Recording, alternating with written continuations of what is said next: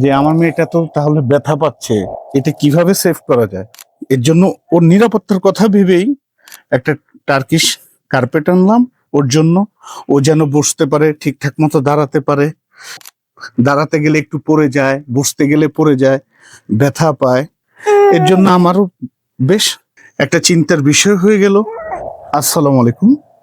এই কন্যা সন্তানটি হচ্ছে আমার, এর নাম হচ্ছে ফারিসা। আর এই কন্যা সন্তানটির আজকে প্রায় 6 মাসের মতো বয়স।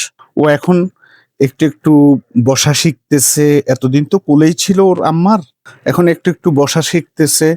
তো আমিও তো টেনশনে পড়ে যাচ্ছি। ও যেহেতু বসতে চাচ্ছে, আবার একটু দাঁড়াতে চাচ্ছে, এর ভিতরেও দাঁড়াতে গেলে একটু পড়ে যায়, বসতে গেলে পড়ে যায়, ব্যথা পায়।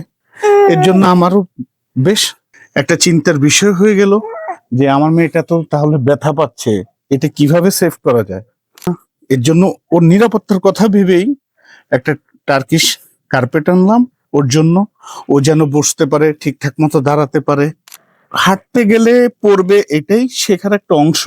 কিন্তু তারপরেও তো একটা নিরাপত্তার ব্যাপার আছে। সে নিরাপত্তার ব্যাপারটা মনে করেই এই কার্পেটটা আনা। এখন আমি লক্ষ্য করলাম আমার সন্তানটা হাঁটতে চায়, দাঁড়াতে চায়, পরে কিন্তু ব্যথাটা একটু কম পায়। সেক্ষেত্রে আর কি খুব নিরাপত্তার জন্য আমার কাছেও ব্যাপারটা এখন একটু আরামদায়কই লাগে, যেহেতু বাচ্চাটা আমার কষ্টও পাচ্ছে, এখন একটু স্বস্তি পাওয়া যায়। ইনশাল্লাহ যদি আপনাদেরও প্রয়োজন হয়, যদি ছোট বাচ্চা থাকে ফ্যামিলিতে, আপনারাও নিতে পারেন, আমার মতো অ্যাপ্লাই করতে পারেন এই ব্যাপারটা। এটা একটা প্রিমিয়াম টার্কিশ কার্পেট, প্রয়োজন হলে আপনারাও নিয়েন ইনশাল্লাহ। আর আমি এখন একটু স্বস্তিতেই আছি। তো আলহামদুলিল্লাহ, ভালো থাকবেন, দোয়া করবেন।